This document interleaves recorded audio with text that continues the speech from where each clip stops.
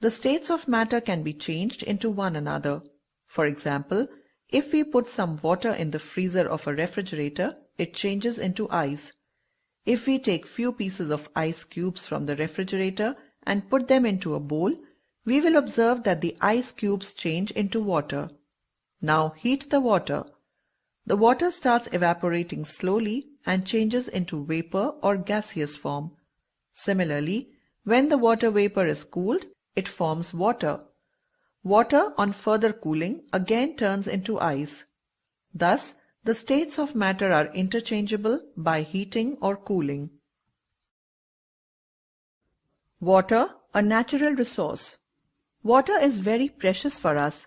It is required for several purposes. The presence of water on the earth makes life possible on it. Around 70% of the earth's surface is covered by water.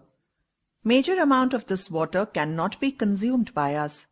Let us learn about the distribution of water on the earth. Distribution of water on the earth. About 97% of water on the earth is salty and it is present in the oceans and seas.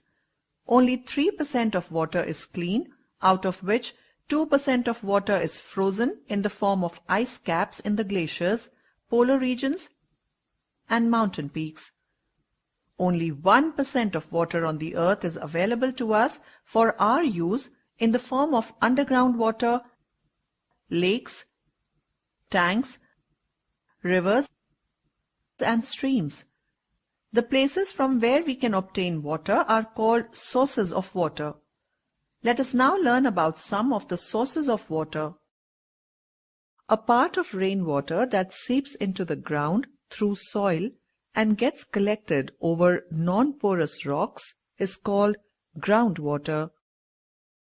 This water is extracted for use by the help of tube wells and hand pumps. Water cycle.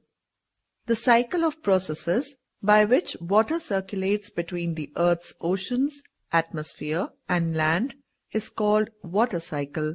The processes involved in water cycle are evaporation, condensation, and precipitation.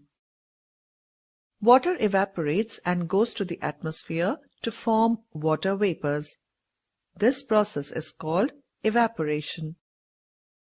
These water vapors come close to each other to form clouds. The water vapors change to water droplets in the form of rain. This process is called condensation. Rain is a form of precipitation. All the rainwater that falls on land does not immediately flow back into the sea. It seeps into the land and increases the underground water level. Thus, the whole process in which water evaporates and falls back on the land and water bodies is called water cycle. The main sources of water are rain, river, lake, pond, sea, and ocean.